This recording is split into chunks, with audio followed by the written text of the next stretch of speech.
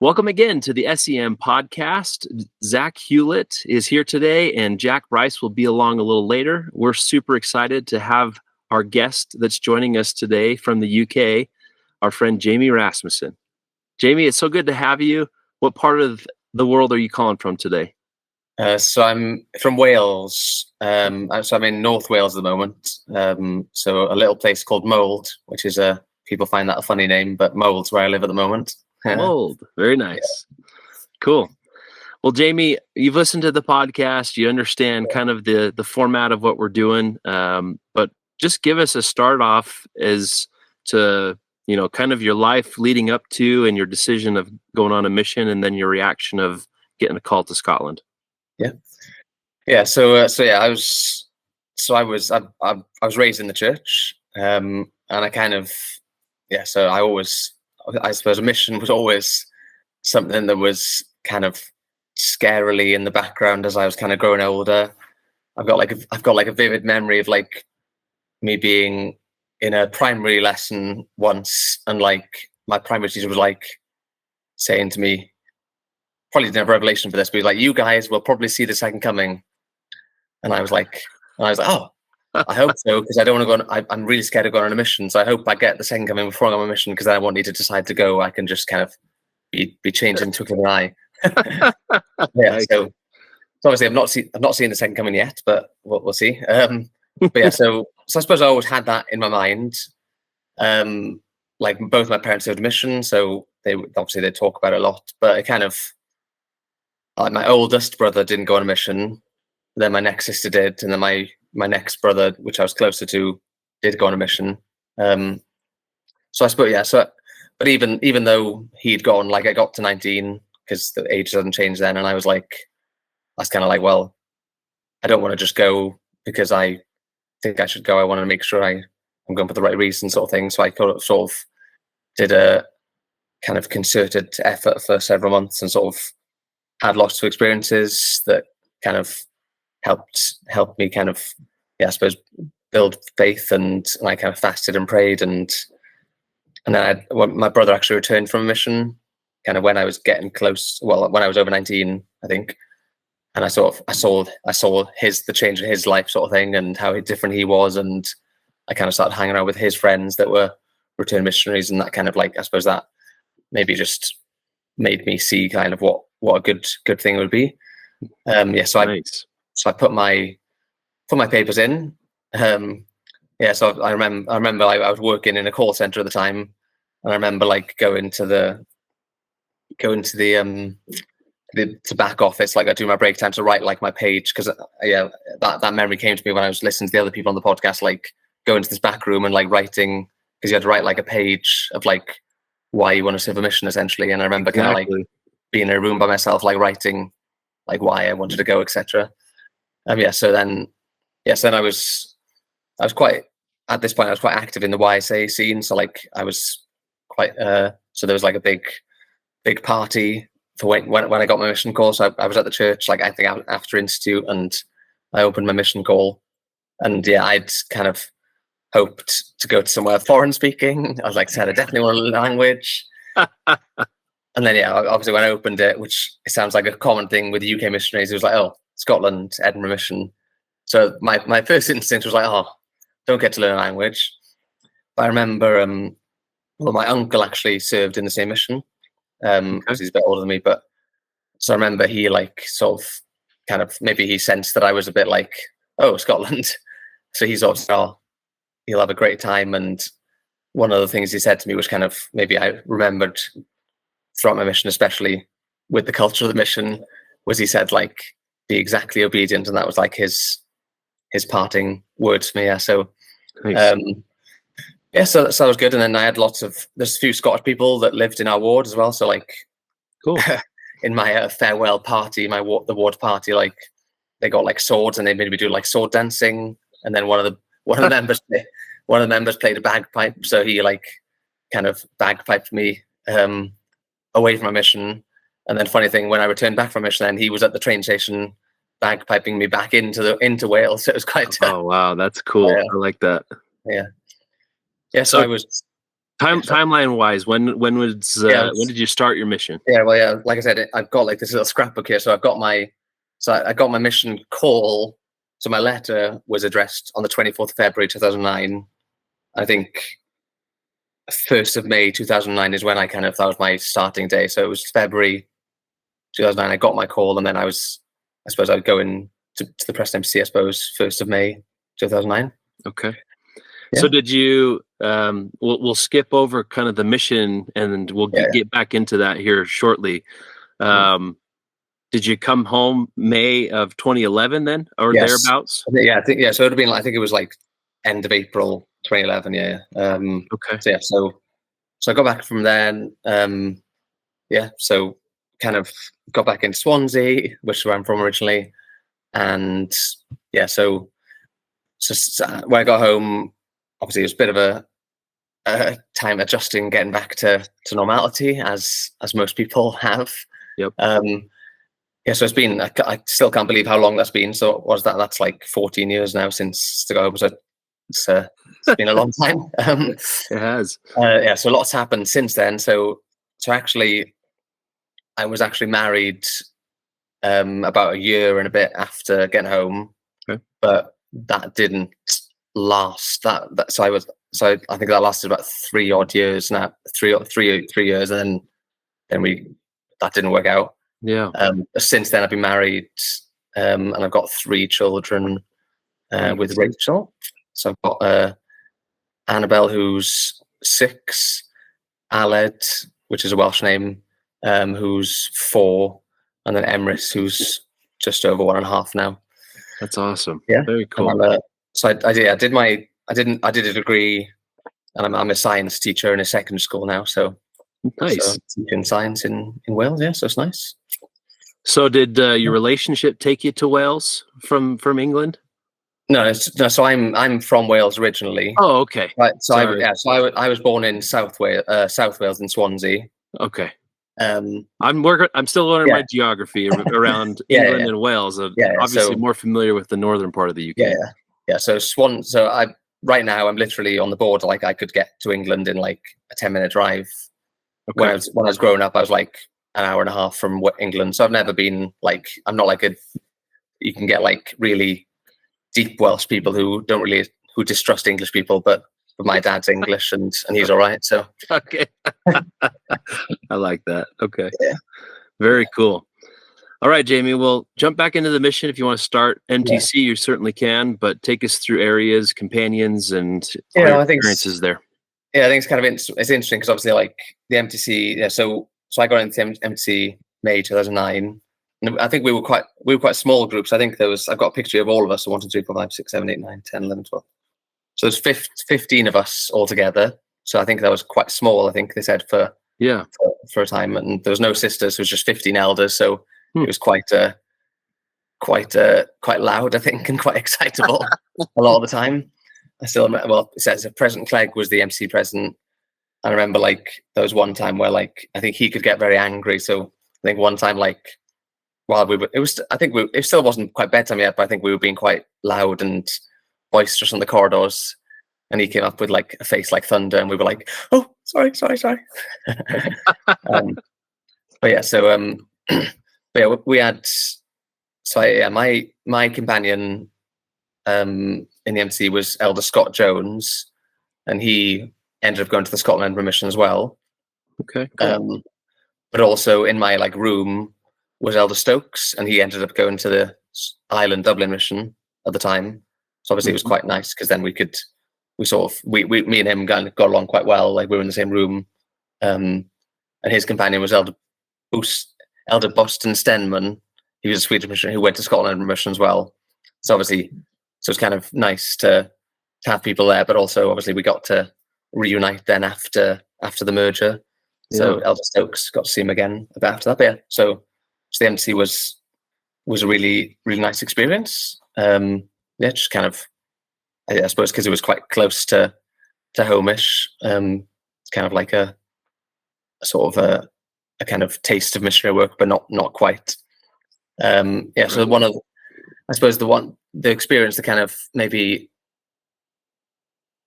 that thing made me think the most of the MTC was there was one, I think, did you go to the Preston MTC? I suppose. Yeah. Yes, did.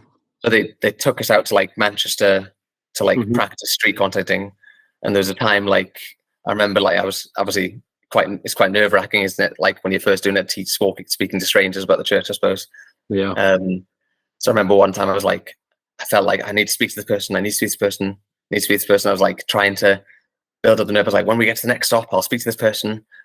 And then I just never did. And then the person got off. And that was like, maybe that was like one experience where I was like, I kind of regretted that. And that kind of made me think, okay, well, I never want that to happen again. So that was kind of maybe one experience of MT that kind of like maybe affected the rest of my mission. Cause I was like, I kind of remembered that. I was like, don't want to do that again. If I get a prompting, I want to sort of make sure I follow it, sort of thing.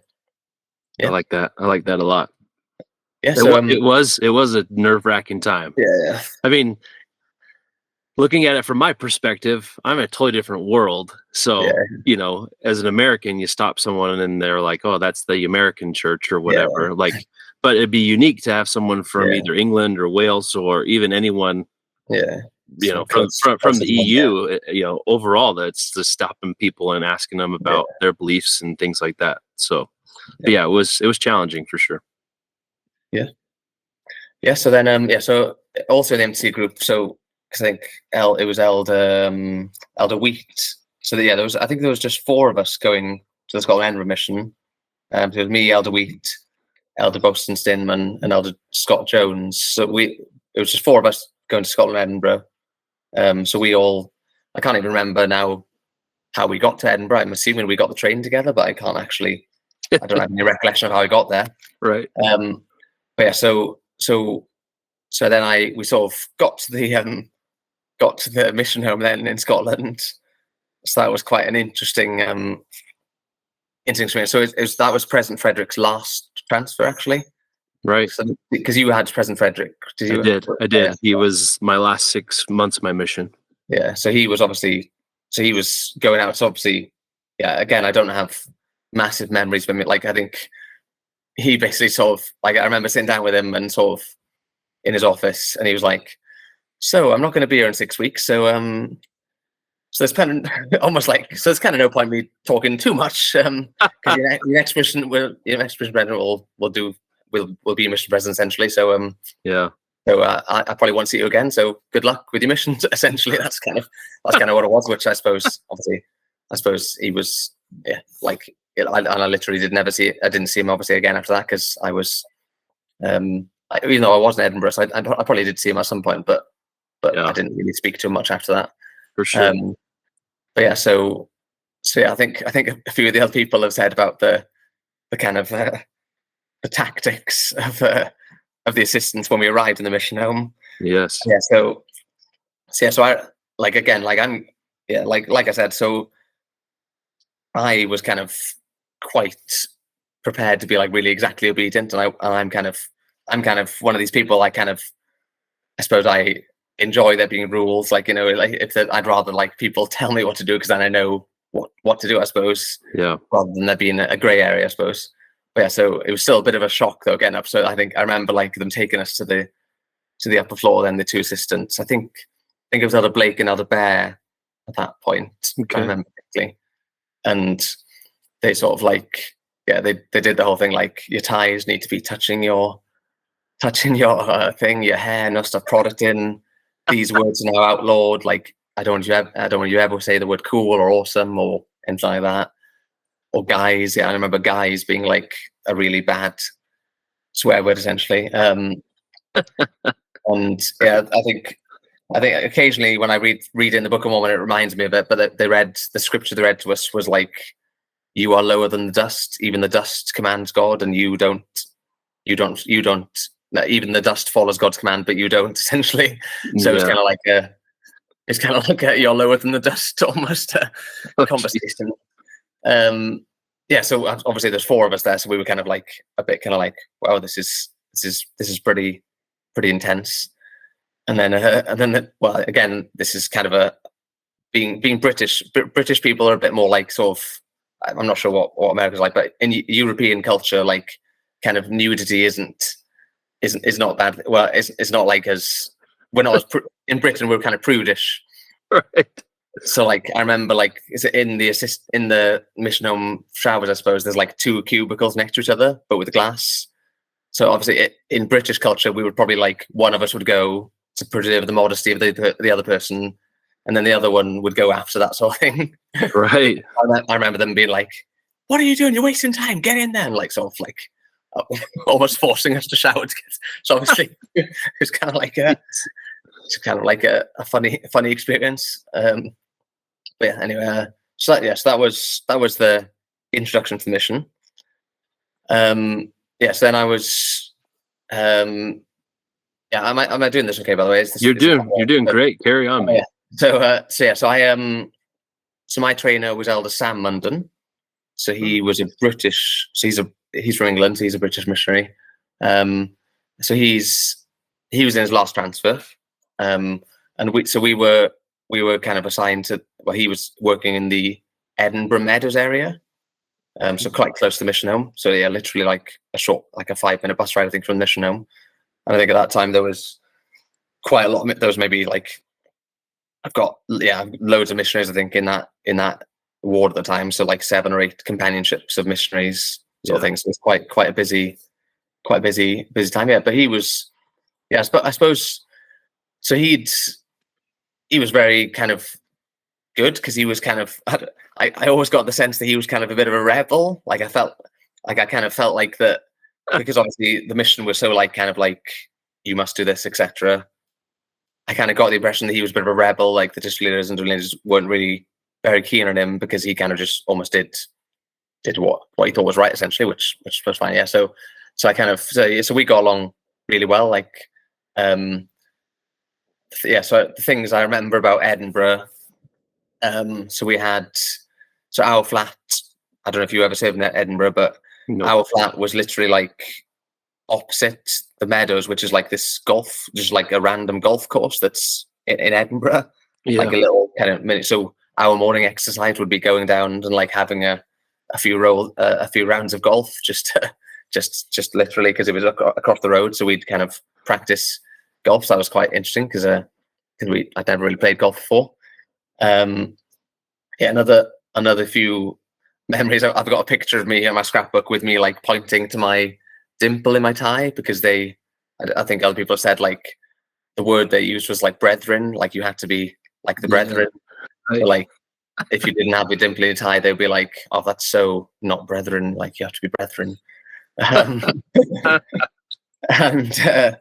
so that like I think we. But even though Elder Munden, like maybe I got the sense he was a rebel, like he was very, very hardworking, like always was doing his best sort of thing. And so we had a good time in Edinburgh. I suppose another few memories that I got was like even though I'm from the UK, like I still remember like sort of being shocked at how much like alcohol and drugs was a part of the society in Scotland. Right. I remember like one Sunday morning, like seeing like a woman, like this is like sort of 8, 9 in the morning, like like barely even able to walk down the street because she was so drunk, and being like, wow, this quite shocked at how just how kind of prolific alcohol and smoking and sort of needles were in the areas we practiced in. Goodness.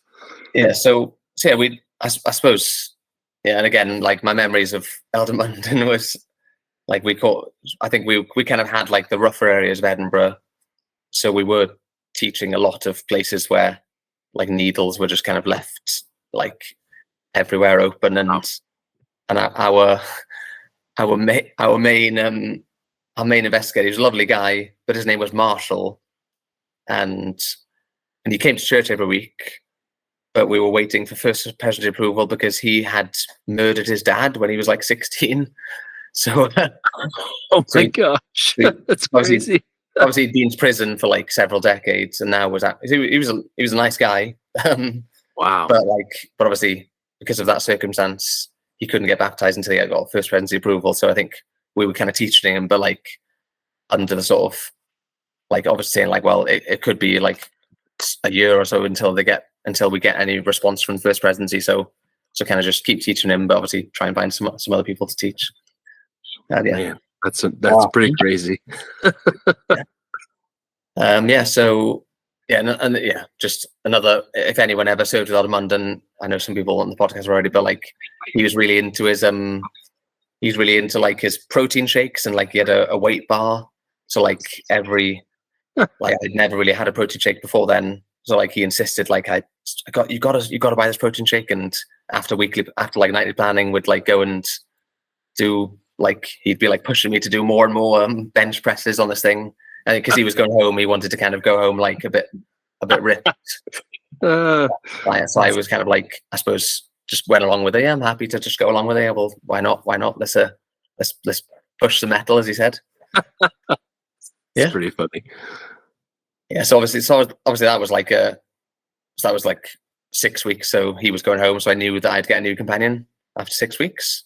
But that was I'm quite an easygoing person, so there's no companions that I think I've kind of been interested, because there's not the only companion that I've heard speak is like Elder Merrick, and I only had him for 2 weeks. He's my next companion, so I'd kind of be interested to hear my companions to see what they felt about me, because in my opinion, I think I got along with everyone pretty well, but I'm always kind of curious as to whether they felt the same.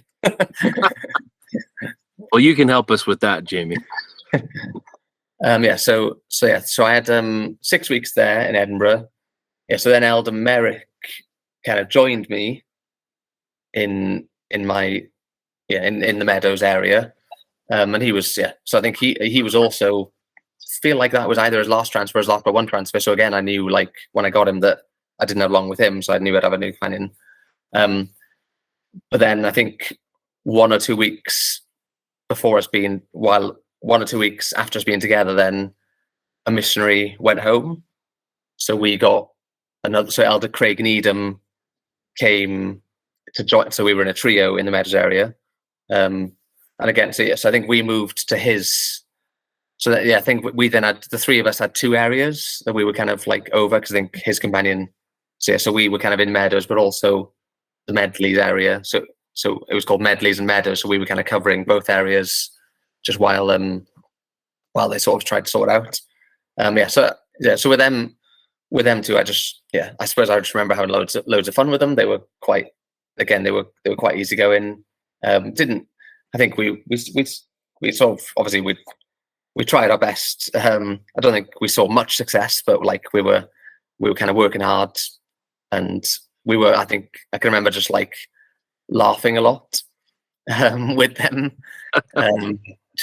Maybe laughing. I suppose because there was 3 of us, like it was kind of loads of just things to get off. And so Elder Needham is from the UK as well, and I've seen him. I saw him once. He randomly came with his wife to our ward a couple of years ago. So I think him and his wife came to our house for dinner then, and we kind of caught up a bit. So he was like a lifeguard, and he was I think he worked for the Coast Guard, and in the UK at least, there's lots of immigration coming over the channel from France to the UK. So he was like kind of part of the Coast Guard, trying to like sort of save people who were kind of being capsized off boats, because these people are sort of risking their lives to get to the UK, sort of thing, and kind of sometimes capsizing. So he was kind of trying to save them, essentially. So he's so he'd be an interesting one to chat to. So that was quite a short, again. So then another mission went home, like within 1 or 2 weeks of us being together. So then I was the one moved somewhere else. So obviously it was kind of like a joke, because because in my first sort of 6 weeks I'd already had I'd had 4 companions in my first sort of 10 weeks. I was like, wow, that's quite, and getting through them quite quickly now.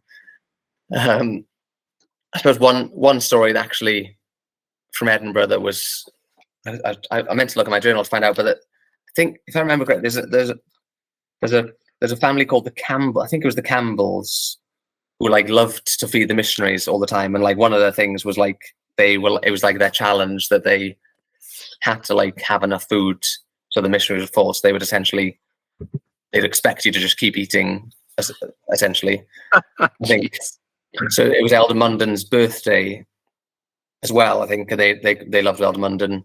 So like we went there and then we had like sort of obviously loads and loads of food, loads and loads of dessert. And I was like thinking, oh, I am literally stuffed. I cannot eat a single thing. And then they were like, birthday cake, happy birthday, Elder Munden. Hey!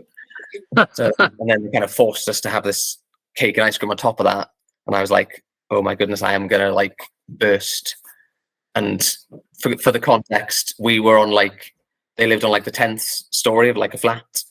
And I was like, I was like, okay, I can do this. I just need to like sit down for 10 minutes and hopefully it'll be gone. So I kind of walked over to the sofa and then I could feel that I was about to vomit. Oh no.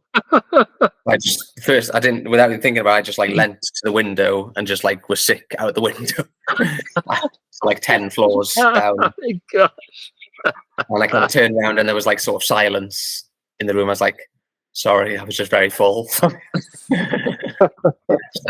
I think 10 floors.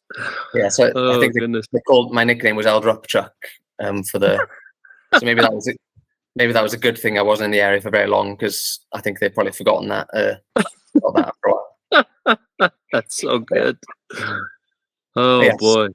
Yeah. So it was kind of like the first 8 to 10 weeks in Edinburgh with like those 3 companions. So I was then sent to Ayr. So that's in the Paisley stake. So I went to Ayr then, and my companion was Elder Cade Lubeck. So he was an American. So really like loved my time in Ayr. To be fair, like loved a great big ward. Yeah. So obviously I went from Edinburgh, which is a massive ward, loads of missionaries. Went to Ayr, which is again quite a big ward.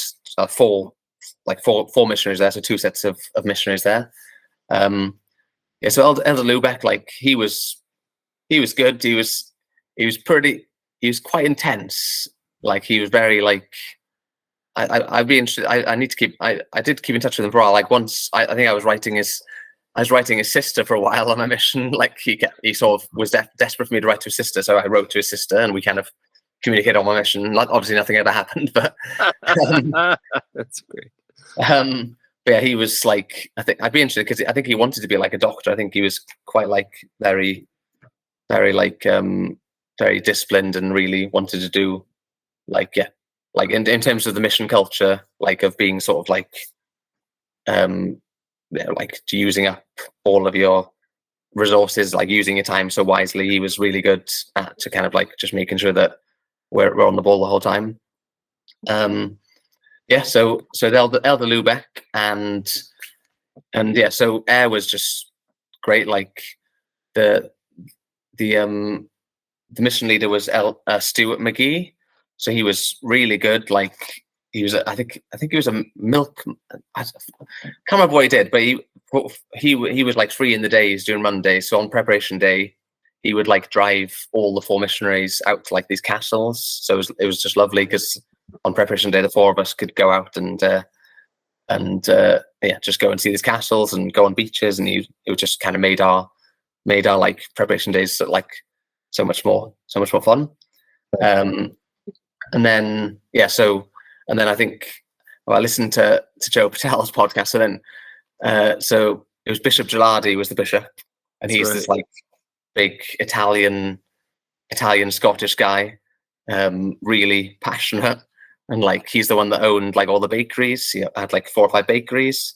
So that was like Ayr was like paradise because he was basically in. So he would like kind of meet with the missionaries every week as well, and like have like another missionary coordination meeting with us.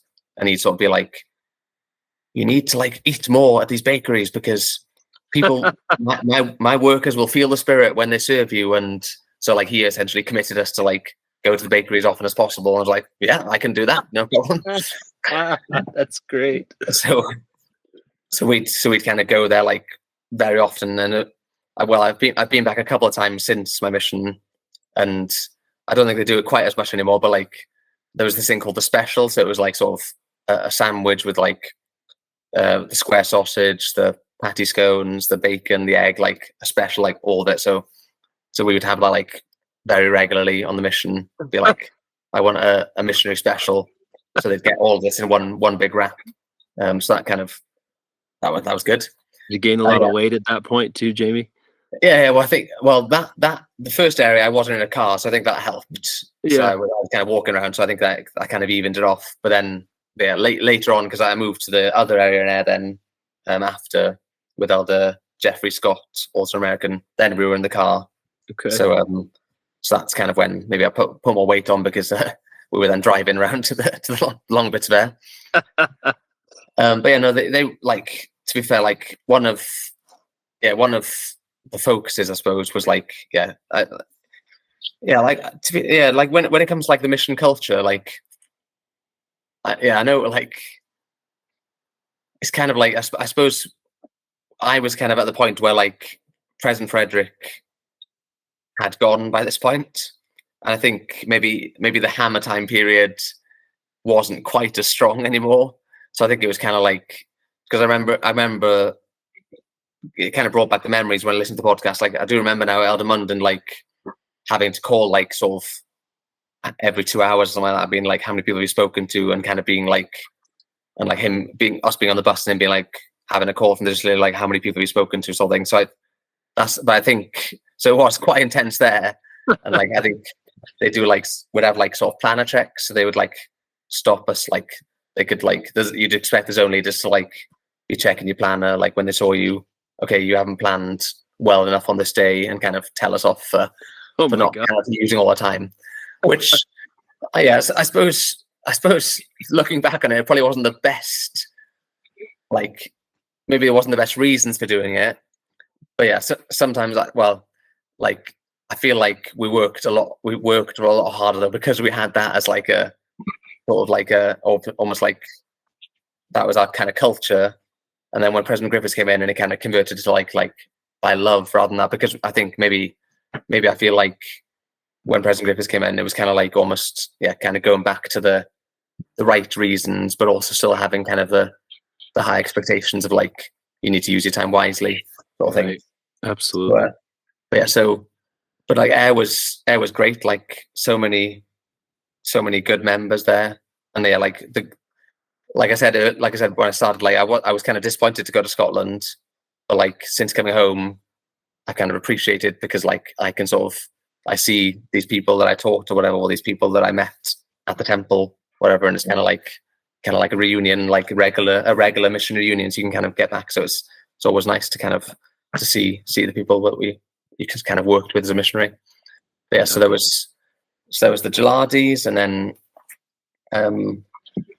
obviously the McGees, and then we had loads of families there that would have us over for dinner, and they was like Bishop Jardy. I thought he was great. He was very, very focused, and like I remember like being at a ward council, and they'd like sort of fasted as a ward council for a family for the mission, like basically for a family to join the church, to join the ward. I think they said they'd prayed for a family to join the ward, and then a family had moved into the ward, and Bishop Jalali was like, "Oh, we weren't specific enough. We meant a family to be converted into the ward. So it's like, we need to be more specific." So it's like, so that was our like goal. And as missionaries, we were like, okay, well, they fasted. They kind of like helped us focus, I suppose, on like getting a family. So we did actually have like, so there was so Patrick Noonan. So he was like our like success story then in Air, because he was just so he had a wife and two children, and he like, I think he lives in kind of, it was, can't remember what it was called these days, but it was called like the white area of Air, basically because that's where like people did cannabis, maybe that's where all the drugs went on because of like cocaine and things like that. So it was called the white part or whatever like that because of all the cocaine, I think, that was there. But he lived in this area, but he was a lovely guy, and I think we sort of, so me and Elder Lubeck were just sort of like walking through this area, and then Patrick, this guy, just kind of knocked on the window and said, "Come up." And he's like, he asked us to come up, And he was like, oh, I've been on the bus and I saw you two, and I felt I needed to talk to you. And then I saw you the next day, and I thought, okay, I need to talk to you. And then you were walking out of my house. So I was like, well, this is enough's enough sort of thing. Wow. So came, invited us in, and like just totally embraced church and got into it. And then his daughter then got baptized as well. So really kind of really, yeah. So that was kind of like, I don't think his wife never got baptized, so I don't think Bishop Gilardi kind of took that as like that was our family, but we kind of got pretty close family in the ward. Yeah. So really loved the time in Ayr. Lovely memories. So in the area, like obviously there's 4 of us, so it was like, I haven't actually listened to it, but Elder Reem, I think he's had a podcast. I haven't listened. I'm still kind of, I've saved all the podcasts. I kind of, when I go for a run or a bike ride, I listen to them. So I'm kind of still working through the ones I know. But love it. So Elder Reem was there, and Elder Brophy and Elder Wheat was there for the first bit as well. Lots of good memories there. Yeah, so like I said, so then I went to the. How long were you in there? Yeah, so I'm trying to think now. So I was there. Yeah, so I think I was in Ayr wards. Yeah, so I was in Ayr 2. So I think because obviously my first transfer was with my trainer. My second transfer was like partly Aldemeric, and then I went to Ayr for that, and then I did another transfer there, and then I think I only had one transfer with Lubeck, and then I went to Ayr 2, so the second Ayr in Ayr, and that was with Elder Scott, so just one transfer there. So again, like I was kind of racking up the companions quite quickly. Again, like I don't know if that was because they kept mentioning President Griffiths, like please let me go. I don't know, but So I went to Ayr 2 then. So again, like so Elder Jeffrey Scott. So he's quite quiet. So quite a quiet guy. So I've got a few. My memory of him, because we were in the Ayr 2, so that was the area where, like, because it was quite a big area, so we had the car, so we were kind of driving quite a lot.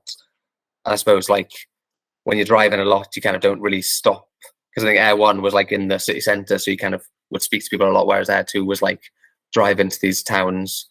So I remember once, like, I think me having a bright idea, like if we just stop here and then walk the sort of mile, maybe we'll find someone to teach.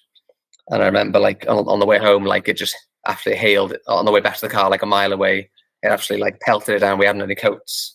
So I remember it's being like absolutely freezing, and he was probably thinking like, great idea, Elder. So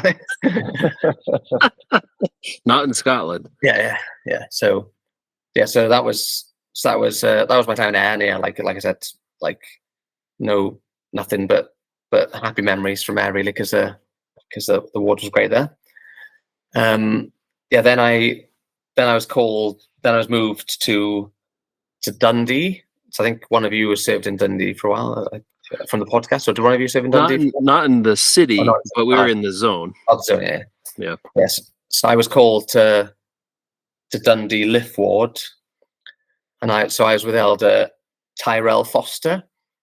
Again, I don't think he's been on the podcast, but again, he's quite an emotional guy, but again, quite intense. And he was like, again, very committed, like doing everything by the book sort of thing. And yeah, so I'd be interested to find out what he's doing, because I think he wanted to be like a surgeon. I think he was desperate to be like, his plan was like to go and study for 8 years and then be a surgeon or something like that. But yeah, he was good. I remember it was almost, it felt a bit like a test. He kept saying it wasn't a test, which made it feel more like a test. But like when we got to the flat, like after I first got there, he was like, I want a blessing, and it's not a test. I just want you to follow the Spirit, sort of thing. And I was like, oh, this is a lot of pressure. But yeah, so I think I must have passed the test, because he sort of said, oh, you quoted some really appropriate scriptures, something like that. Obviously, I can't remember what it said, but yeah, so it was quite intense, but in a good way. So I was with him in Dundee Liff Ward, and again, Dundee Liff Ward is another really big ward, like I think over 100 members there at the time. So I've kind of had really big wards, and like I suppose I was maybe I felt like I was quite cheeky with the members. I was kind of happy to just kind of be like, oh, so I'd take my plan and be, oh, so when are you feeding us this week, guys? Like just to random people. So I was always kind of happy to just kind of get as many dinner appointments as possible. And obviously, because I was in big awards, it was kind of easy to done, and I kind of did it. I hope I did it in like in kind of a nice sort of jovial way rather than a I'm coming over for dinner now sort of thing. But yeah, so again, I think other people have mentioned it, but so the flat we were in was like at the top of opposite the Keoghs. So we were Right. like a top floor. Yeah, the big Keogh family was right up the road, and they had us over quite a lot, like 10 children. And yeah, again, I've seen them loads of times in FSY, and like I think one of them married one of the girls, one of the sisters of the girls that's in our ward now. So kind of connections. Oh, nice. I see kind of the siblings every now and again. Cool. Yeah, again, like really happy memories there. Lots of youth there. So that's like the if people have served there. So the McCormacks. So there was Thomas McCormack and his younger brother.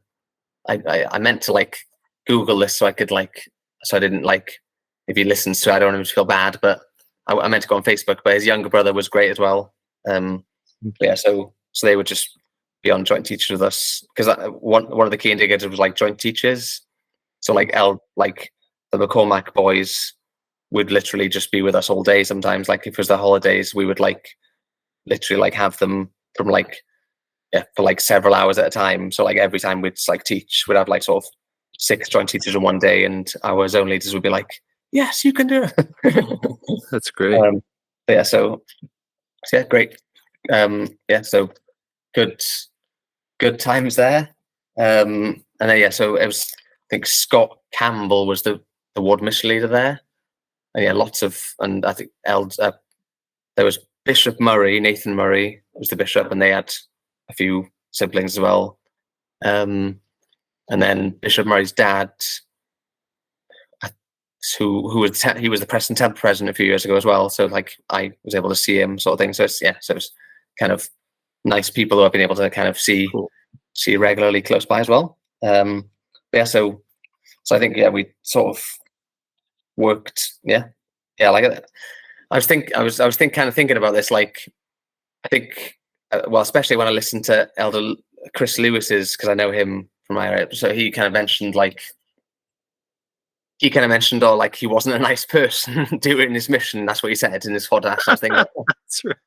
and I was kind of thinking like, oh well.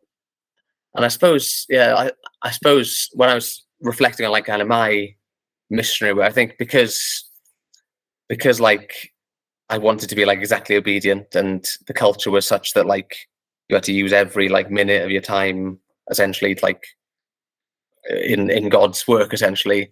I feel, and I think my personality is like, if I've got something in my mind, like if I think something works, I kind of do it. So like my thing was like making sure the area book in the area was like immaculate and everything was like in the right order. So I think, I've got memories of me like sort of kind of, obviously like we'd really plan everything to a T, like everything would have backup plans, and like because of kind of the starting mission culture, like of like your planner needs, if your plan's going to be checked, you need like your first column needs to have like good plans in it, and your backup plan needs to be also pretty good, sort of thing. So thinking about like my mission companions, I kind of wonder how they felt, because I felt like sometimes maybe the work took precedent, and like I didn't really. Does that make sense? I don't know. Like Yeah, sometimes absolutely. I would like do our planning, and then maybe I think I took like the White Handbook, like when it was like be exactly obedient. It was like wake up at 6:30. You must exercise for 30 minutes. You must then kind of, the only leeway was like your sort of 7 to 8, like how long you shower for, essentially. Everything else, I was kind of like, it's 8 o'clock now. We need to be ready to have, or whatever. I think because I had that kind of thing in my mind after like our daily planning, then I would like sort of probably spend like half an hour kind of updating the area book, and I was quite particular about it and making sure everything's there. So I kind of wonder sometimes whether like maybe I didn't really get to know my companions as well, if that makes sense, because like I was so focused on like just getting Yeah. like the area book right and making sure I use my time wisely. So I don't know, looking back, maybe that's one kind of little regret or little thing that I wish I'd maybe done a bit different. But yeah. So that was. So I think after. Yeah. So I think I was with Elder Foster, and again, I think going back with the lots of companions, kind of about halfway through that transfer, I think. So Elder Stephen James, who was actually, he's a Welsh missionary, he's from Wales as well. So I knew him. He was from the next stake next to me. So we were good friends for mission. So he'd been called to a German mission, but because he had diabetes and I think he struggled to control it, he was like brought back home for a bit. And then he was reassigned then when he managed to control it, and they reassigned him to a British mission. So I knew that he was coming back to the Scotland mission. And then I got like a call from President Griffiths, like, oh, can you and Elder Foster come? Because we're calling you both to be like trainers for a new mission. And I was like, well, they didn't tell me who it was, but I was like, well, it's in the middle of a transfer. I know that this mission is coming to this mission. I'm pretty sure this is my friend Elder Stephen James from Wales.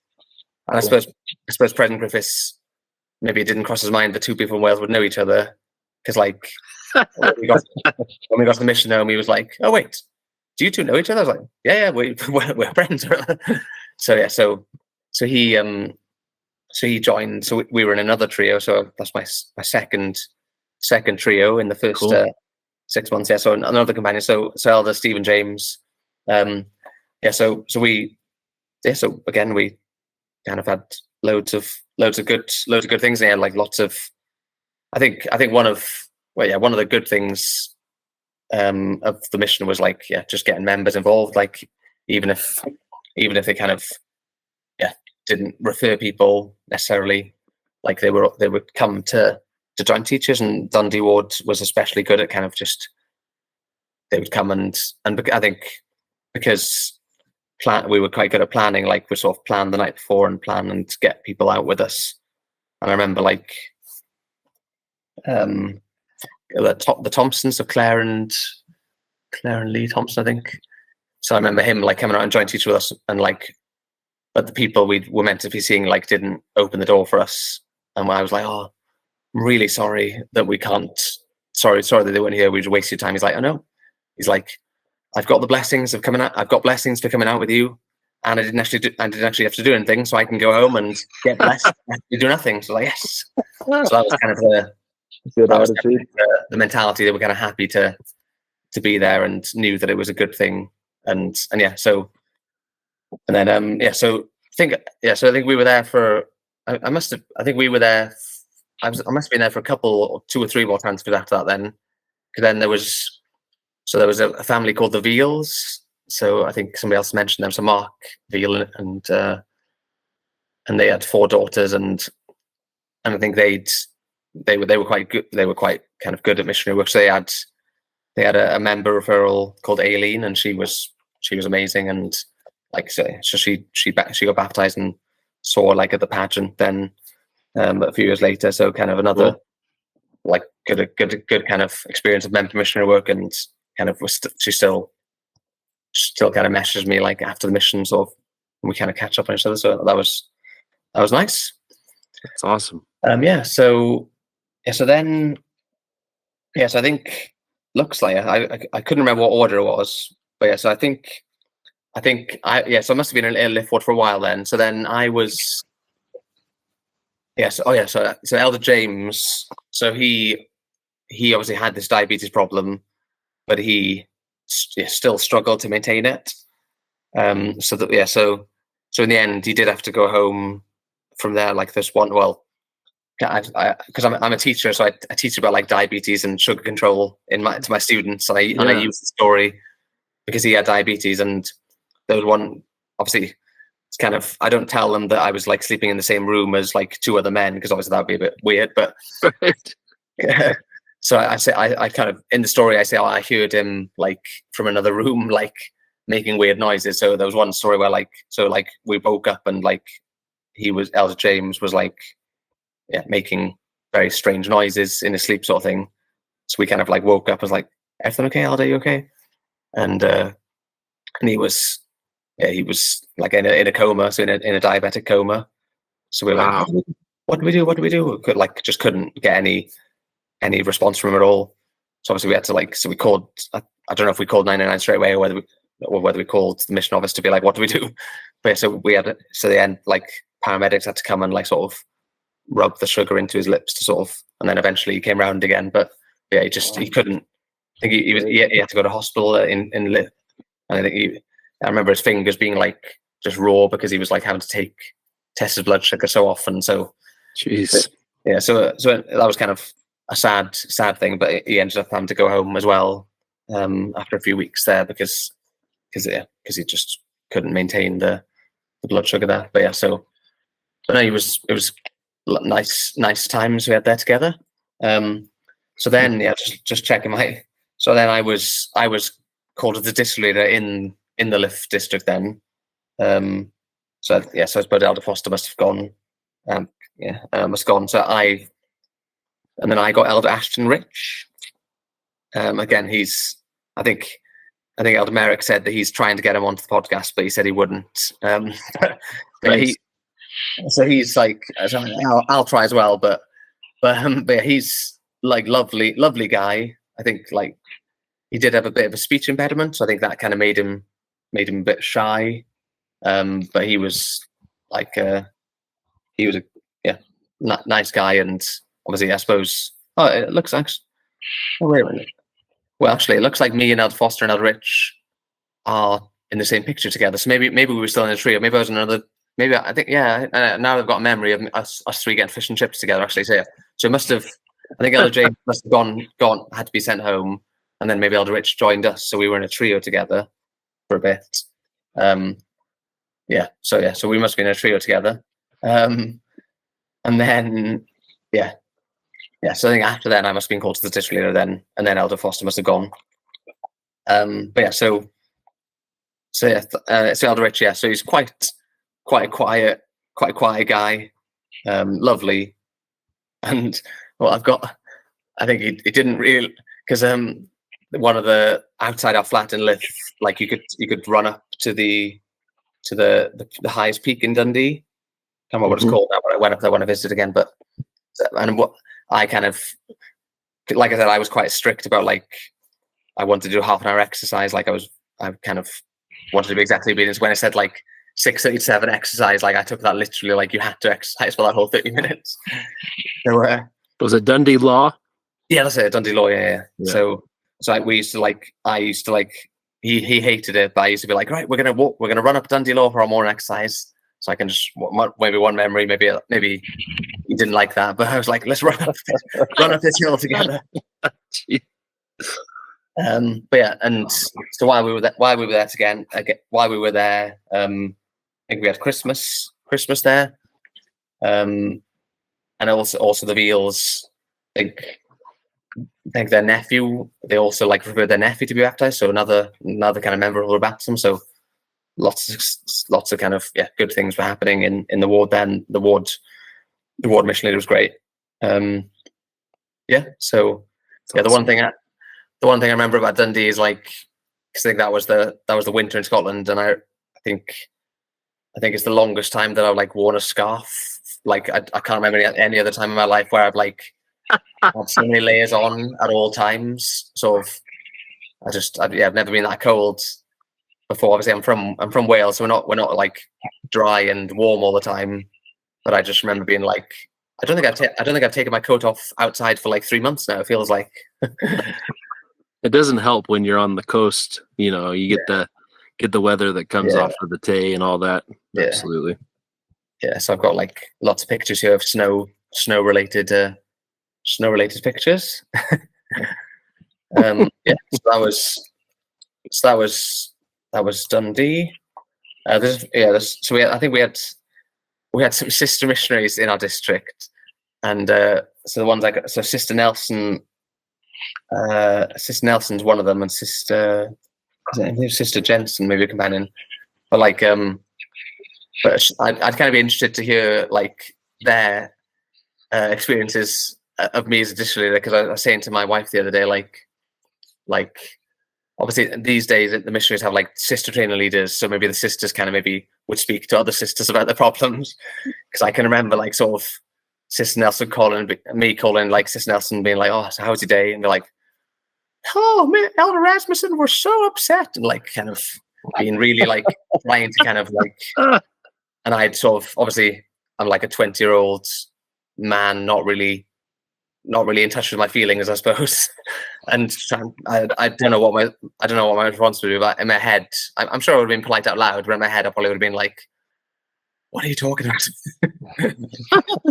I remember kind of maybe that as a district leader was kind of a bit tricky, because I think she was off. I think obviously if the sisters kind of out and get along with each other, maybe it was hard for me to like know what to say or do to kind of make it better, apart from like call them and be like, "So how's your day been today?" But yeah, so it was kind of interesting. I wonder, that's probably why they put sister training leaders in action to give some sort of moral support where the elders couldn't do Gee, it. probably true. So I don't know how long I was there. I feel like I must have been there 4.5 months, because I think I was in Dundee, like, because I went back to the other ward in Dundee after.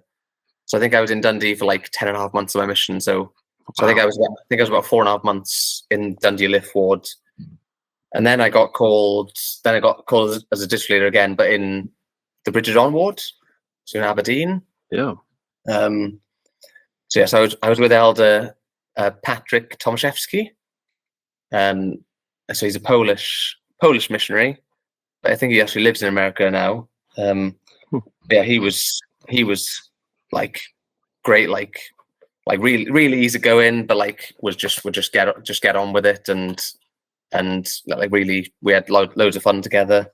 So that, I think that ward was maybe kind of a tricky one in terms of like leadership. I think because we're kind of going back to an experience. I remember, like I said, in the area books, like in Ayr, I think before I kind of arrived, was kind of quite like numbers driven, like you must kind of baptize and kind of by any means necessary. So I remember seeing an area book. Sorry, my cat's just trying to get through the door. Let me just open the door. Oh, good. Sorry.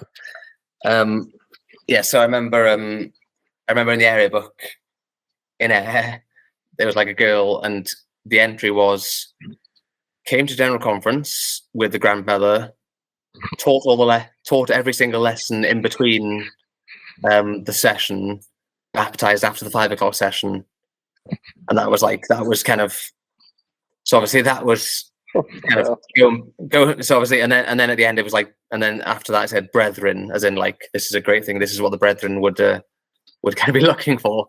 So that kind of gives you like a bit of a taste as to what maybe the Bridget On ward missionary bishop had experienced, because they were kind of like quite obviously we were still trying to get people to get baptized, but I think maybe the ward had enough of like however long missionaries kind of just coming, baptizing people, possibly like after not really teaching them for very long, and then so I think that was quite a tricky one, because I think the bishop was sort of like, I don't want you kind of doing this kind of thing, and obviously that was kind of at odds with maybe the mission.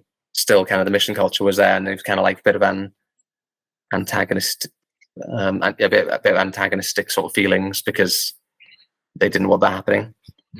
So I was just there 6 weeks. I suppose, cause I don't have many. Obviously, it was quite a short transfer. So I think we had quite a few people that we could have sort of found and kind of were baptized in the following few weeks, which was good. I think one of them Well, yeah, one of them actually, like, I was saying to my wife the other day, like, one of them, so we'd sort of found him, like, spoke to him on the bus and talked to him, and he seemed really interested. And then he sort of just kind of didn't kind of bother. And then I saw Thomas FC like a few months later. I was like, oh, Alan, and he was like, oh, Alan, that guy that we found, like, he got baptized in the end, sort of thing. I was like, oh, cool. And then, like, I remember getting home then from mission and, like, going to the endowment, going for an endowment, and I, like, saw him across the. Wow. So that's kind of like a kind of nice to sort of see that, yeah, even in a short period of time, I suppose you can sort of plant seeds, I suppose, and Yeah. the one, yeah, this probably didn't help with the bishop problem, because the main, obviously, I suppose the memories that you remember most are like the either really good ones or the really bad ones, because this one, so that we were teaching, like, they were lovely people, but, like, very possibly alcoholics or like to drink, essentially. But I think we were quite, because obviously, like, we were still quite focused on getting people at church and key indicators, etc. Which, yeah, I suppose thinking about it now, like, maybe we shouldn't have, like. I remember, like, we go in to meet this couple, to go to church in the morning, and they're clearly, like, very drunk when we get there, like sort of 9-10 in the morning. Thinking back on it, we probably should have just been like, you're not really in a fit state to go to church. Let's try again next week. But I suppose because we were kind of like, well, 2 people at church, perfect, sort of thing. So we sort of, like, almost help them to the bus, help them into church. And then I think somebody was speaking anyway, and I think the lady, kind of drunk, like, walks up to the middle, like, sort of kind of not like yelling, but, like, agreeing with what they're saying, but obviously in a drunk sort of way. So we were like, so sorry. So, like, we made sure, like, that we took them out and sort of, like, didn't let them go to Sunday school, like, taught them, just kept them in a room by themselves until the end of church, and then went back. So yes, not loads of, because I suppose it's been so long now. If I'd remembered, I would have, like, read through my journal to try and maybe remind myself of other things, but off the top of my head, because like short 6 weeks, Aldous Tomaszewski was great. We worked. I think I enjoyed serving with him. So that was Bridget on for 6 weeks, and then then I went to Dundee Bingham. So I went back to Dundee then. So obviously the other ward, and again, so Bridgeton ward is quite big. So all of my wards were quite big wards. So I was the zone leader then with Elder Dustin Evans, and again I think a few other people have served with him. So I think he'd been a zone leader for a while, so he was really good. Like, kind of just really, really good at teaching, really good at planning. Just, again, I think we both just kind of just did. Yeah, again, like, I went back to, like, like, we just kind of worked hard, just did the best we could.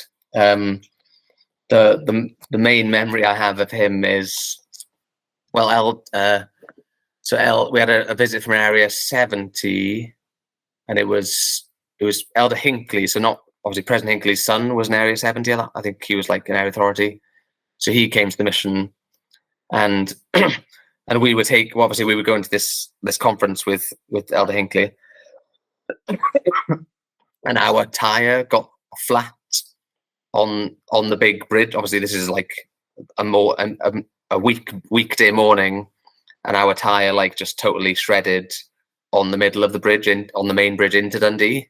Oh my gosh! So obviously we were just kind of, obviously, I think because it's the main bridge, like, they've got like people there to kind of come and help you to clear it as quick as possible. So we were, like, trying to take off the tire and change the tire when, like, the real people came over and were like, we'll do it for you quickly. So I remember Elder Hinckley being like, President Griffiths being like, for unknown reasons, kind of looking at us, people are going to be half an hour, 40 minutes late to the conference. because I think we kind of got towards the end of the bridge at this point, so we kind of got our tower fixed and we kind of got to the conference on time, but we'd left like a backlog of traffic all the way along the bridge for all the other missionaries going into Dundee. So that was So I think we were just together for one transfer.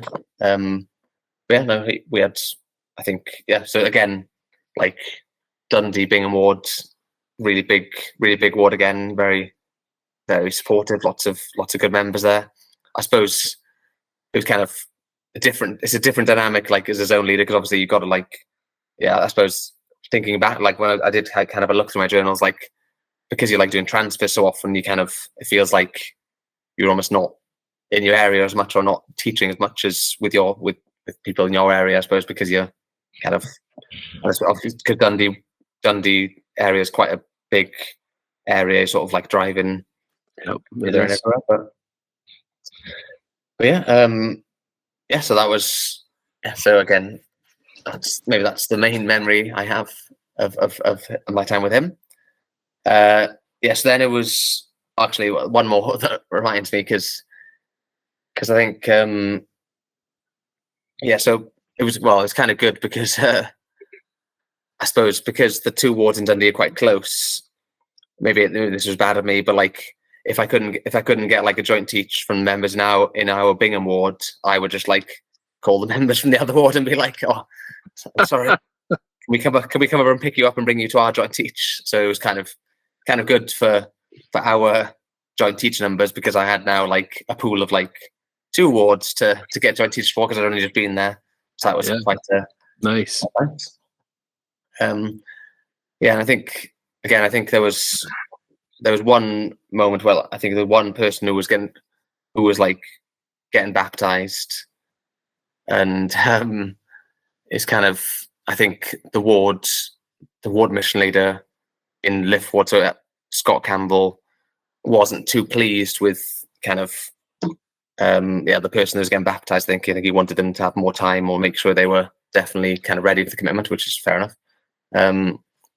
I think maybe as the zone leaders, we were like, oh well, kind of almost like he's passed the interview, so like kind of he really needs to get baptized, essentially, like he's passed the interview, like that's the end of it, which is kind of, and I think he then called President Griffiths, because it was obviously he was still not kind of agreeing with us. And I remember President Griffiths like sitting with us. I think he kind of almost told us off a bit, and he was, and I think I said in the conversation, we just assumed that we could do this sort of thing.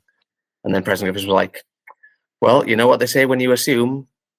And my companion was like nodding, and I was like, no, I don't, what's that? He's like, makes an ass out of you and me. And I was like, oh yeah. So I kind of I love it.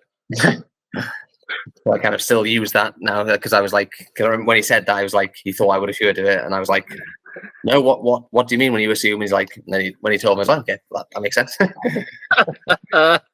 Love it. So I think I was just 6 weeks with him, and then I got Elder Livingston to Elder Mackay Livingston. So he was, I think he was a Scotland Mission. So he was, obviously we was only together, so he was good. Like he was kind of one of the more interesting companions I had. Like, I'll tell you a few stories, because I wonder if any of those companions had the same thing happen. But like one time we were sharing the flat together. He was like very he used to like do his nails all the time. He's very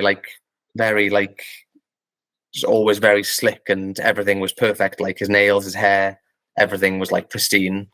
But one time, like I went in to the bathroom like in the morning, and there was just like clearly like sick on the toilet seat, and I kind of went in and was like, that's weird. But I thought, well, he must be sick. I'll clean it up, sort of thing, and go and ask him how he is. And then when I cleaned it up, and then kind of went to see how he was, and he was like laughing his head off. He's like, haha, I did that on purpose to see what your reaction would be. I was like, okay, that's fine, okay, no worries. And I think he told me that he'd done that to other companions, but sometimes he'd like leave like a big poo in the bath and see what the reaction would be. So I think he kind of, My gosh. I think he liked to kind of do these things to see what reaction would come. But yeah, yeah, he was good again. He had good times with him again. Like a few funny memories. So I think this must have been about summertime, and obviously because we were the zone leaders, we had a car. So he'd looking back on it, I'm glad if we'd been caught, it would have been bad. But like he was good with his I think he was good at like mechanics or whatever. So he'd managed to like get the wart, like the screen wash thing. He'd managed to get that pipe so that it was like pointing at the side of the car. So during summertime, so we would as missionaries, which sounds bad, but we'd be like in the summertime like driving past and then like squirting people, like putting the wind pressure on, like squirting people with water like as we go in and like just finding it hilarious, their reactions. Like I think I've got a memory of like sort of like stopping at like free water refills like a few times a day just to kind of keep soaking people on the way to appointments. So probably wasn't the best use of our time, but yeah, it was. But yeah, so he was good, and he was really good at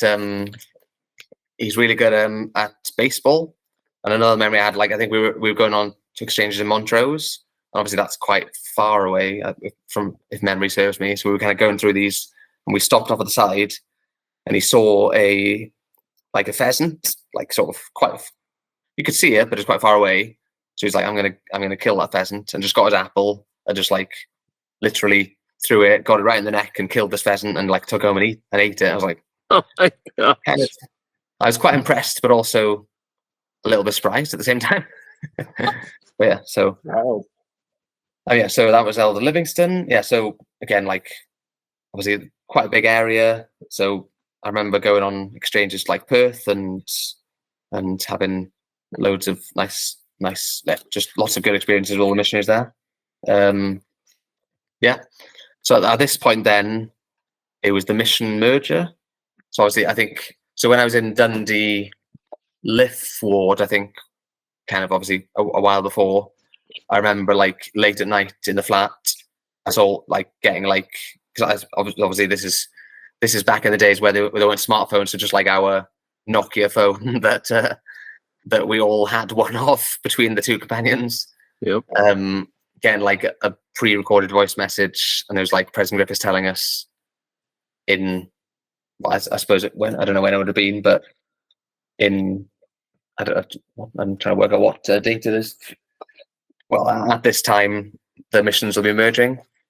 So obviously, I think we'd had a few months to kind of to prepare for it, I suppose. And yes, I think like other people have said, like it was kind of like oh, these Irish missionaries are going to come over and ruin our mission. Whatever. That was kind of the sort of thought. I don't know how we would. I don't even know why we would have known how other missions would have been obedient or disobedient, but that was kind of the rumors that were going around that, oh yeah, this it's going to be hard or whatever when they merge. Yeah, so I had, so yeah, so I think some other people said it, like President Griffiths purposely like put all the zone leaders like had mixed. So I was the zone leader at the time, so all of us had like. So I think every zone in Ireland had a Scottish and Irish missionary, and every zone in. So I think he tried to do that at least so that there was kind of a bit of both sides of the mission, just to kind of promote unity. So I had Elder Austin Aitken. So obviously he was a Scotland Irish missionary originally. So yeah. So again, like when he. I'm trying to think. Like I don't really like other people have said about like. Other people have sort of said that they've got memories of like us meeting the zone leaders in Ireland and being like, oh, these guys are so rubbish or whatever. I suppose we probably would have been surprised like to have pink ties and all these stuff that we weren't really allowed to have. But I don't really remember like any vivid memories of us like having some sort of like altercations or anything. But yeah, so but Elder Aiken, yes, Elder Austin Aiken. So he was my companion. So yeah, so I suppose the main kind of thing talking about like different mission cultures was that, like I said, we were sort of like we were like sort of told our thing was like you plan, like everything is planned and you use every second of your time. And like I can remember like sort of at 8:45, like on a winter's night, being like, we're not going to go home for 15 minutes. We've got to keep knocking doors and sort of thing. Whereas I suppose because the Irish culture was a bit more kind of relaxed, I think that was the main kind of thing, was that like, I think because we'd kind of almost been, I don't know if bred is the right word, but we'd been bred to like sort of like you use every second of your time essentially. So that was the main thing that I kind of remember. And looking at my journal, like quickly looking at my journals, was like being kind of a bit frustrated, like that, like the Elder Aiken was still in bed at like 6:45, or that he kind of didn't want to do, like he didn't want to finish the weekly planning session when we had 2 stages left. So I suppose it was just kind of like maybe the cultures were sort of like so different, and because I'd kind of really embraced this like culture of exact, like we follow everything to the letter, that was kind of, but yeah, like although my journal, like I have that kind of stuff, I don't really remember. I don't remember having any like massive problems. But we had lots of success. So like this was another good experience in Dundee. Like, so me and Elder Aiken, we were teaching this, like felt like a gold. Her name was Nikki, and I'm still friends with her on Facebook. She never joined the church, but like she was like a kind of golden investigator. Like we knocked on a door, and she was like really like accepted everything and was so nice, and like have us over dinner, and had like a husband and a few children, whatever. And she was like just progressing so quickly, and we were like, oh, this is fantastic. She's so nice, and she's coming to church, and all the members love her, and all the members like coming to her house to teach her. And then like we sort of, she was like, yeah, I want to be baptized. When can I be baptized? She asked us like, when can I be baptized? Which is kind of unusual, because obviously in that mission, it was kind of like you generally would ask people to get baptized like quite early on in the teaching. So the fact that she asked us before we asked her was quite fast. And they were, oh, well, yeah, if you want to get baptized, you can do. So we thought, well, if you want to get baptized, then we'll just teach you like all the hard commandments right now, sort of thing. So we taught her taught her tithing and Lord Chester, whatever, in the same lesson. And then she was like, I'm fine with the Lord Chester because she's married or whatever, but she's like, but the tithing, like, she was like, my sons need Adidas, Nike trainers, otherwise they'll get bullied to school, so I can't. So, and she was very sincere. She was almost like sorry. She's like, I'm really sorry. And we were like, obviously, we were trying to sort of say, well, it's a thing of faith. Like, if you just have faith, then God will make it right or whatever. And she was kind of like, she was just desperate to get baptized, and I think she was like saying, like, are you sure I can't get baptized even if I don't pay the tithing? I'm like, well, you can keep going to church, but you can't get baptized unless you. And then she kind of like, yeah, so we kind of lost. We kind of, obviously, she kind of, I think she was like, 'cause obviously as missionaries, like, you lose count of the number of people who've said they'll have an appointment, and then they kind of they're not actually at the appointment, aren't they, at the door? Whereas she had like literally been there for every appointment, like never missed a single appointment the whole time. And then the one time after this lesson, then we had an appointment with her, and she just missed it. And I remember me and Elder Aiken like going back to the car and being like so like crushed that like this person that we'd like gotten so well with and thought definitely get baptized. And then we were like, well, let's just keep praying. So we sort of like prayed together, and just kind of both of us said, well, go to this street here and knock then, because that was like our backup plan, just to go finding in this certain area. And we knocked on like the first 1 or 2 doors. It was a woman called Ruth Williamson, and she had been a member of the church, but was not a member anymore, sort of thing. And she was like, I've seen you two missionaries on the, again, like I've seen you two missionaries on the bus the last 2 days, and I've thought, and yesterday I prayed to Heavenly Father that if I wanted, that if they wanted me to see them, that I'd see you again. And obviously we knocked on a door then the next day. So that was like a good experience. Then she did get baptized. Then it kind of started going back to church, and her 2 daughters as well. So that was kind of Awesome. a nice experience. So yes, I think we were there for six weeks together, I think. And then I got moved to Alloa with Elder Robertson. So Elder Robertson again was a sort of Island Dublin missionary originally. So we were in Alloa ward. Yeah. So again, like I'd been, another big ward with lots of members, lots of people feeding you. So really, I think again, I think there was a bit of a culture. Again, I think because I don't know, I just think because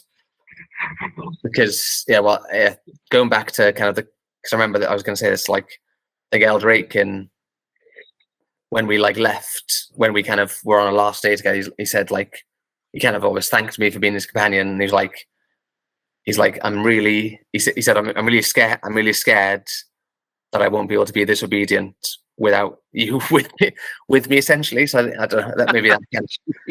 So I think maybe, I don't know, maybe he felt like he couldn't.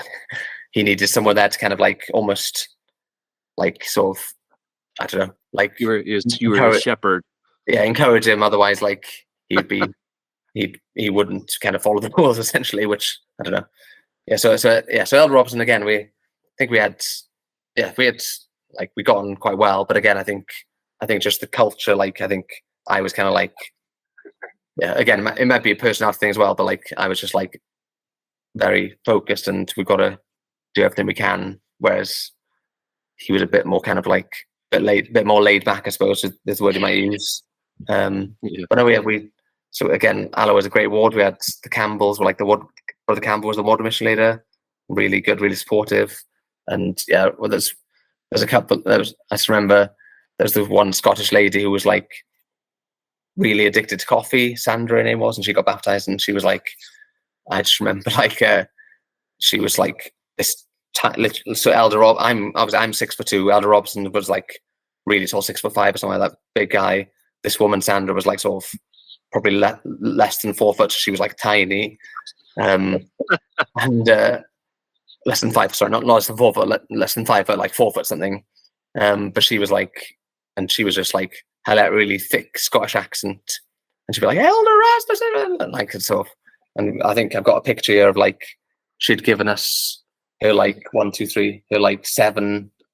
She'd given us her 7 jars of coffee to take with us when she was getting baptized. So I've got a picture of our flat with 7 jars of coffee, because she was not gonna take those anymore. Wow. Yeah. So that's nearly at the end of my mission there. So the final fight. Sorry, feels like I've talked forever. But yeah, so then you're great, Jamie. You're doing great. But yeah, so my final area then. So 3 months left. So I was then called. So the reason I've said about being in big wards is because I was then, my last 3 months, I was called to go to Ireland, the Republic of Ireland, to a place called Sligo, which is well, when I was called to it, they were well, they called it the armpit of the mission, a tiny branch. And my companion was Elder Samuel Ferris. So again, he was a British missionary.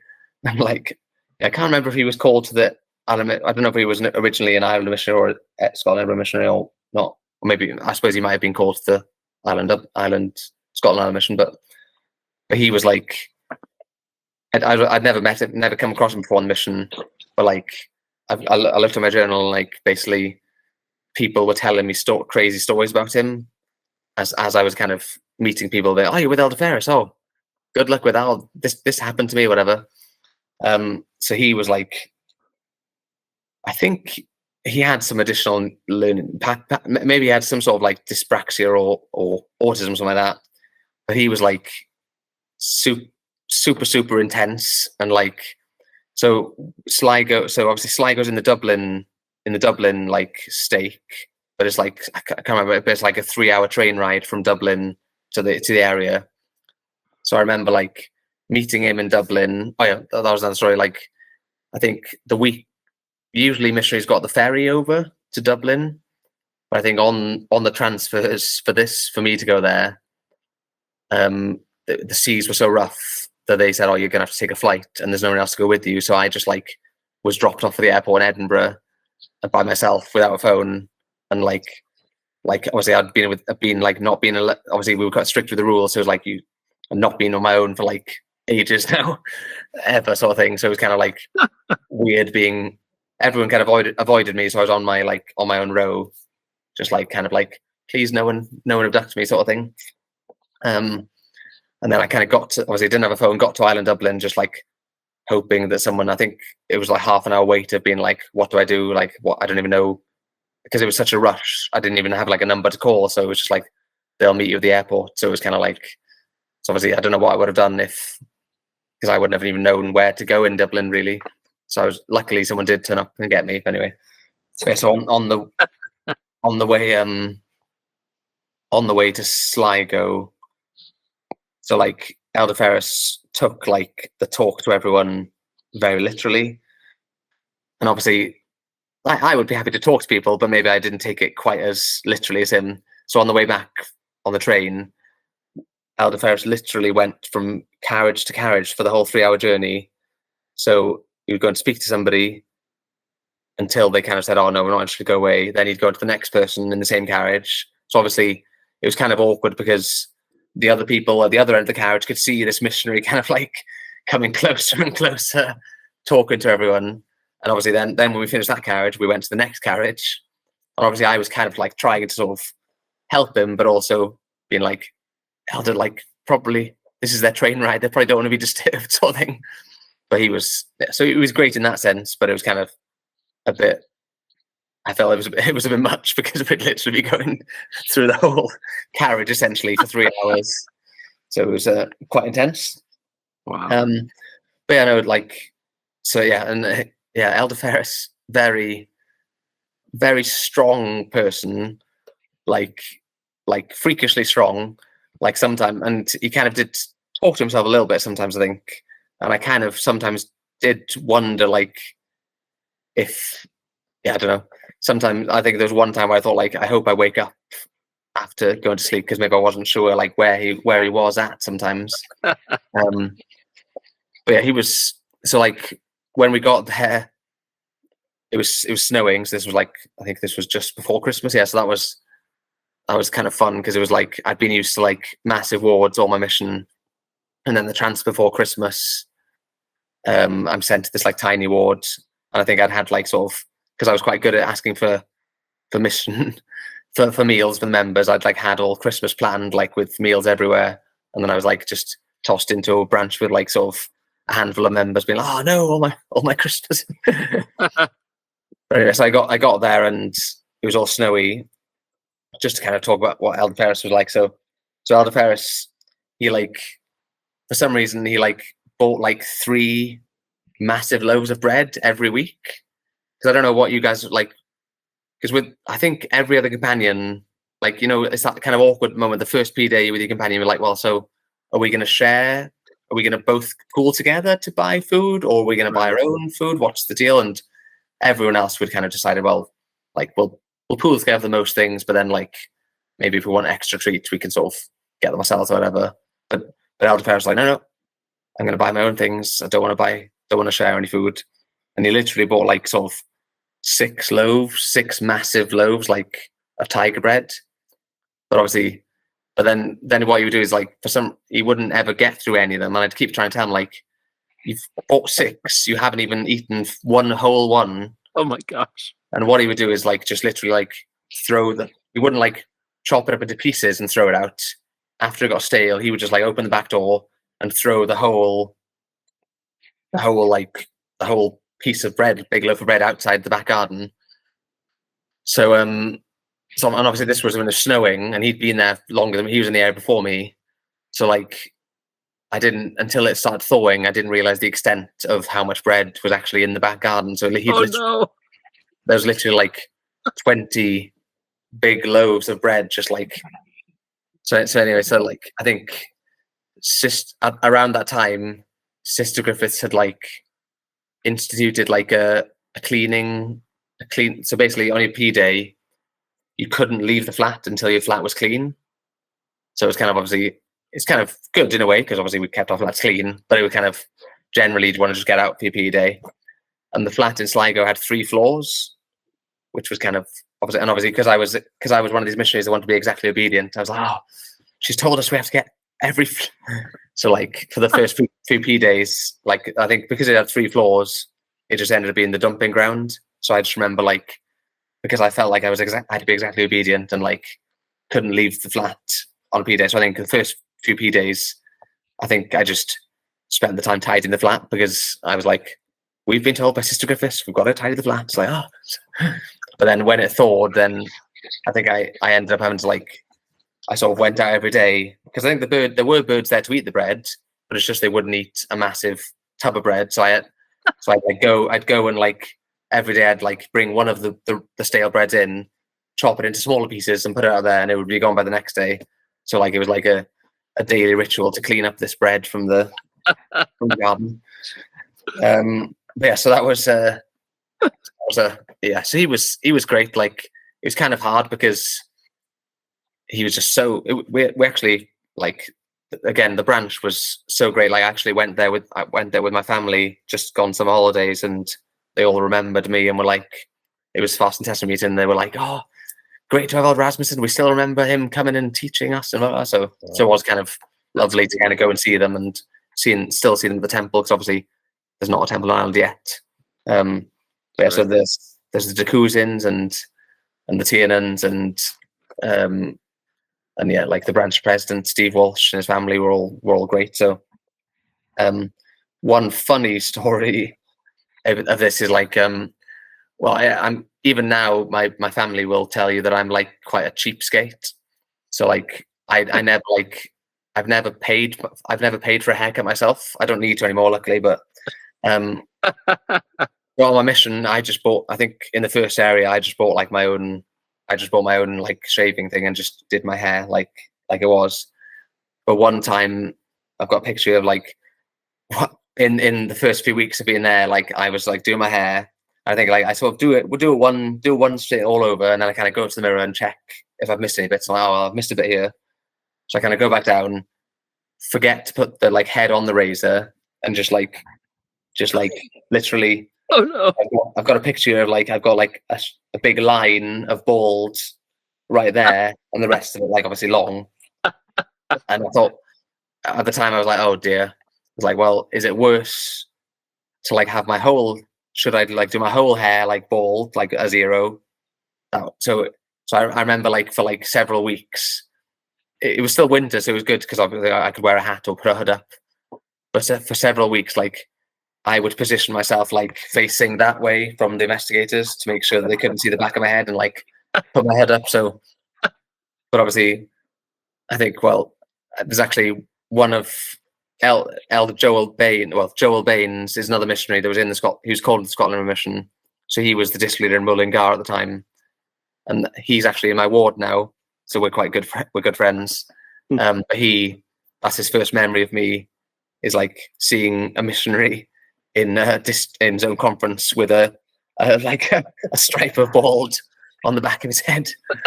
That's funny. But yeah, so Sligo was great. We I was there for the last 3 months. So I think it was just with Elder Ferris for 6 weeks. And again, like I think we had lots of success because he was desperate to talk to everyone, and because he talked to everyone, it was just obviously the more people you speak to, the more likely you'll find people who are interested. So, so then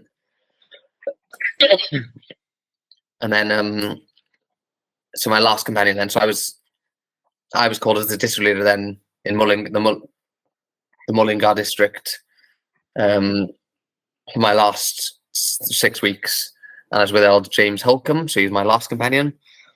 And again, yeah. So yeah, he was good. So obviously my last 6 weeks. So obviously I was trying to sort of keep keep the hard work going right to the end. So it was good because, well, it was kind of getting closer towards springtime, and they've still got no font in the Sligo chapel. So I got to baptize a few people in a lake. So that was quite a cool experience. So we had to like sort of go out.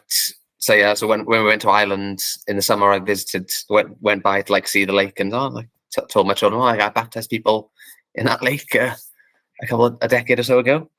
Pretty cool.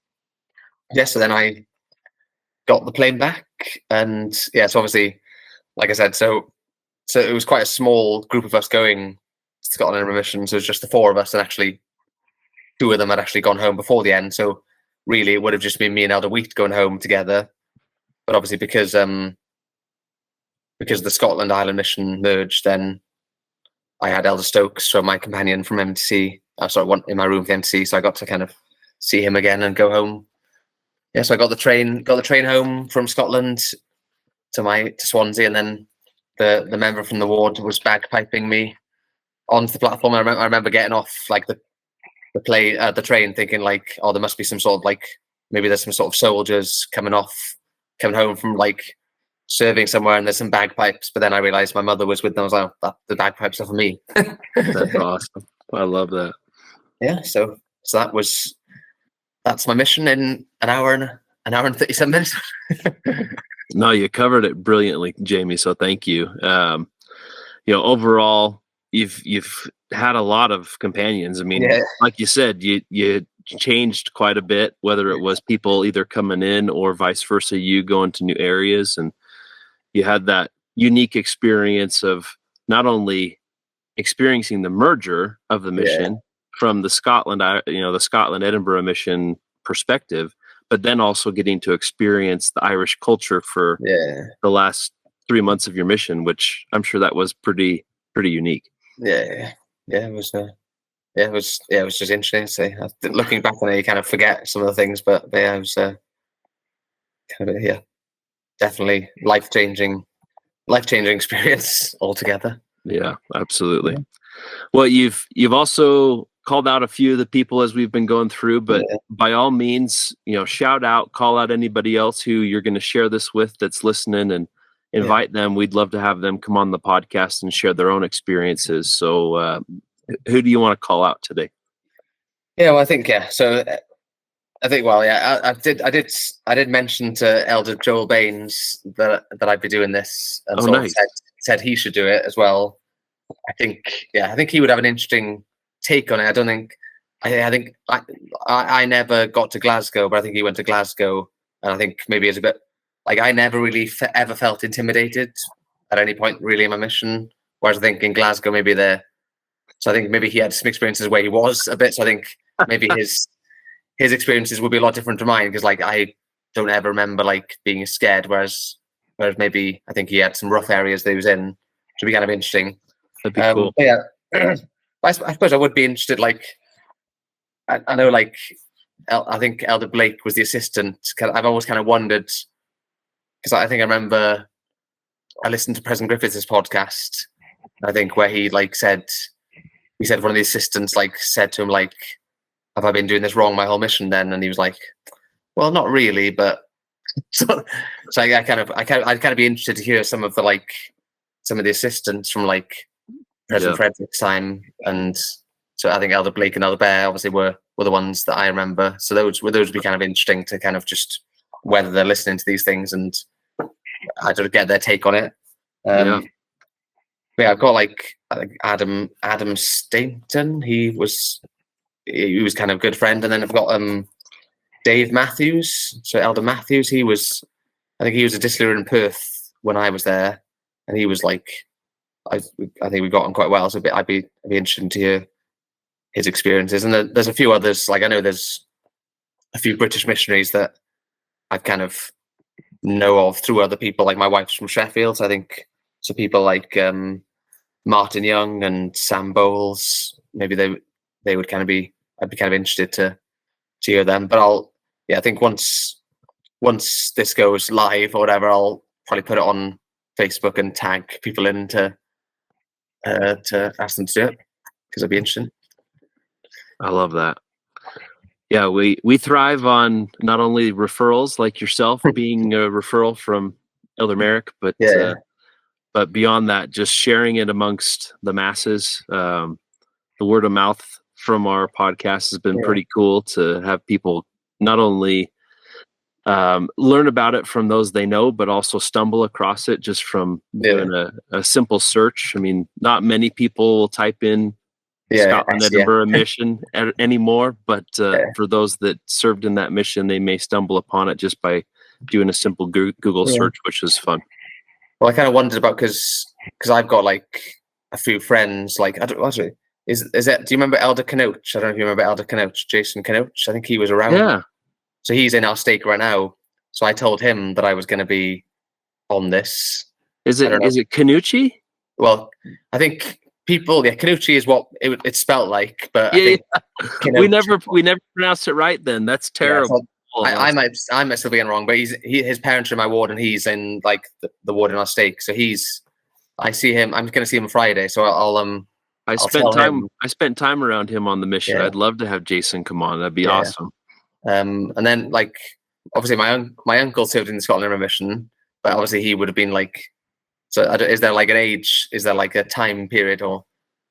You'll be excited to know that we had our first guest from the 1980s that came on a couple weeks ago that we'll be publishing here fairly soon. But he might be around that time, I suppose. If your uncle, can rustle up a few memories that he wants to share, and overall his companions and the places he served, obviously, is the most important, because there's a lot of people within Scotland that are listening. So that'd be fun. I kind of wondered, because in my stake as well, there's Sonny Donaldson, who was the mission president in Scotland Island Mission, like after President Griffiths, or a couple after President Griffiths. Oh wow, that'd be awesome. I know he served in Scotland Island Mission, and then he was the mission president in Scotland Island Mission. So I kind of wondered, that would be fascinating to hear both of his perspectives. So I might pass a message to him and his wife and ask them if they'd be interested, because it's cool to hear all these different stories and things. So I love that. Very good. Well, Jamie, we really appreciate you taking time out of your busy life, your busy schedule. You've got your young kids that are keeping you busy most of the days, but thank you for carving out some time to share your experiences with us. And we're very, very grateful that you're our brother in Scotland. More than anything, we just want to express to you the love that we have for you. I mean, the nice thing about this, we don't know you from any experiences of crossing paths, but that connectedness of knowing that you've been in the places we've been and served the people that we've served brings about quite a bond that really can't go away. And so we're grateful for you coming on with us tonight. Thank you. Great. Thank you very much. Thanks for your efforts. I definitely, like I said, it's been kind of very uplifting and kind of nice to listen to all these podcasts and hear people's experiences, and kind of just be reminded of all the good times, all the good times that the mission had. So thank you. Absolutely. All right, Jamie. We'll say cheerio to you, and we'll talk more soon. Thanks, mate. Bye. Bye now.